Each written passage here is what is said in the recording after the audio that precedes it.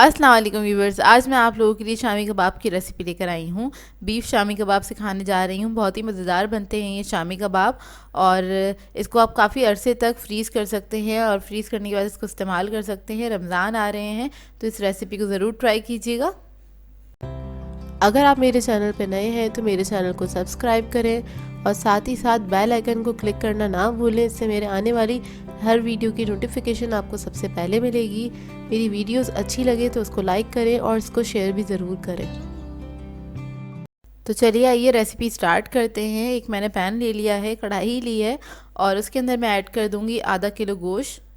मैंने बोटियां ली हैं, आप चाहें तो छोटे छोटे पीसेस भी करा सकते हैं। इसके बाद में इसमें ऐड कर दूंगी लहसुन। तो साबुत लहसुन लिया है मैंने तकरीबन 20 से 25 अदद।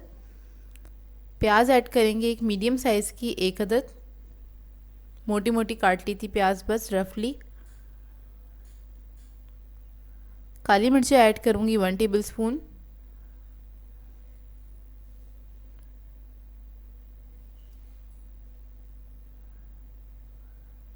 लौंगे हमारे पास 8 से 10 अदद।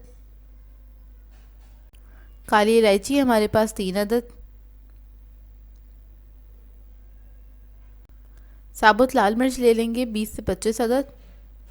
अगर आप लोग ये ऐड नहीं करना चाहते हैं तो कुटी हुई लाल मिर्च भी ऐड कर सकते हैं। ज़ीरा ले लेंगे 1 टेबल स्पून।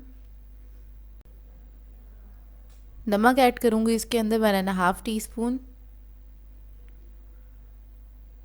पानी ऐड करेंगे तकरीबन 2 से 3 गिलास और फिर इसको मैं कवर करके पकने के लिए छोड़ दूँगी तकरीबन 45 मिनट्स के लिए। लो मीडियम फ्लेम पे इसको हम पकाएंगे और बीच बीच में चेक भी करते रहिएगा कि ऐसा ना हो उसका पानी कम हो जाए, और अगर कम हो गया है तो आप थोड़ा सा और भी ऐड कर सकते हैं।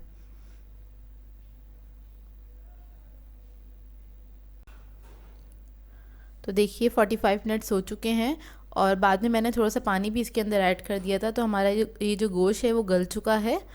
अब हम इसके अंदर चने की दाल ऐड करेंगे। तो 1 कप मैंने चने की दाल ले ली थी, इसको मैंने भिगो दिया था आधा घंटा पहले ही, और वो मैं इसके अंदर ऐड कर दूँगी। तकरीबन 200 ग्राम है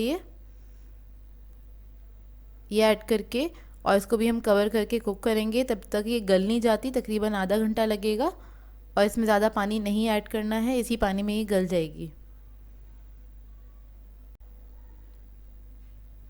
तो ये देखिए तकरीबन आधा घंटा लगा है दाल को गलने में। दाल हमें बिल्कुल मैशी नहीं चाहिए, थोड़ी खड़ी चाहिए, तो इसलिए मैंने इसके अंदर पानी नहीं ऐड किया था। तो ये हमारा मसाला कुछ इस तरह का होना चाहिए। अब इसको मैं ठंडा करूँगी और ठंडा करने के बाद इसको पीस लेंगे अच्छी तरीके से।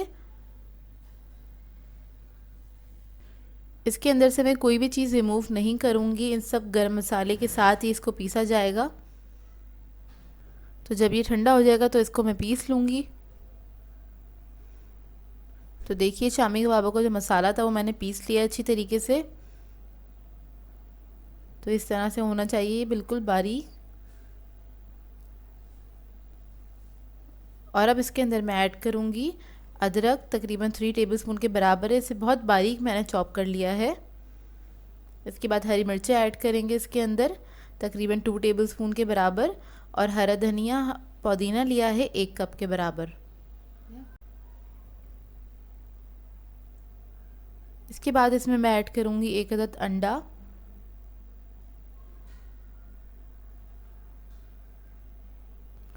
और फिर मैं इसमें ऐड करूँगी चावल का आटा 3 टेबलस्पून के बराबर। चावल का आटा ऑप्शनल है, आप लोग ऐड करना चाहते हैं तो करिएगा, क्योंकि ये ऐड करने से क्रिस्पी बनते हैं कबाब, मैं इसलिए ऐड कर रही हूँ। और अगर आप लोगों के पास ना हो तो नहीं ऐड करिएगा। तो बस इसको मिक्स कर लेंगे बहुत अच्छी तरीके से सारे मसाले को।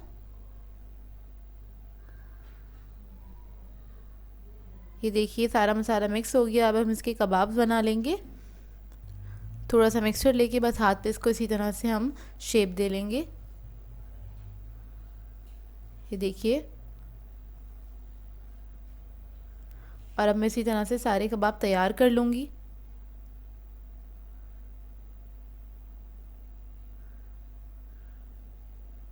तो ये देखिए सारे कबाब मैंने तैयार कर लिए हैं और इस मिक्सचर से तकरीबन 20 कबाब्स तैयार हो जाते हैं।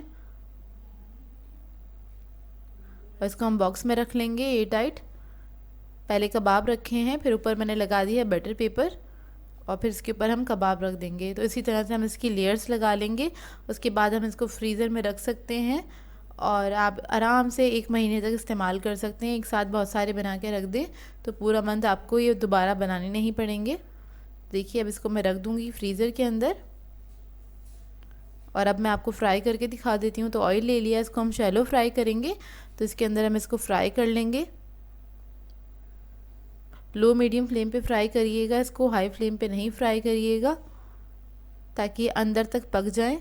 और लो मीडियम फ्लेम पे फ्राई करेंगे तो ये ऊपर से बहुत अच्छे क्रिस्पी बनते हैं। जब एक तरफ कलर आ जाएगा तो इसको हम टर्न कर देंगे, दूसरी तरफ से पका लेंगे। 2 से 3 मिनट लगते हैं इसे फ्राई होने में, ज़्यादा टाइम नहीं लगता है। और आप जब फ्रीज़ करेंगे इन कबाब्स को तो जब आपको निकालने हैं फ्राई करने के लिए तो आपने डायरेक्टली इसको गर्म ऑयल में डाल के फ्राई करना है। तो देखिए सारे कबाब मैंने तैयार कर लिए हैं। बहुत ही मज़ेदार बने थे ये कबाब और आपने इस रेसिपी को ट्राई ज़रूर करना है और अपना फ़ीडबैक ज़रूर देना है। मुझे बताइएगा ज़रूर कैसी लगी आप लोगों को ये रेसिपी। तो ये देखिए मैं आपको कबाब को तोड़ के दिखाती हूँ। अंदर से इसका टेक्सचर देखिए कितना अच्छा आया है, रेशेदार कबाब बने हैं ये देखिए। सो व्यूअर्स, अगर आप लोगों को मेरी रेसिपीज़ अच्छी लगती हैं तो मेरे चैनल को सब्सक्राइब करें, लाइक करें, कमेंट ज़रूर किया करें, शेयर भी ज़रूर किया करें अपने फ्रेंड्स के साथ, फैमिली के साथ। तो मुझे अपनी दुआ में याद रखिएगा। अल्लाह हाफ़िज़।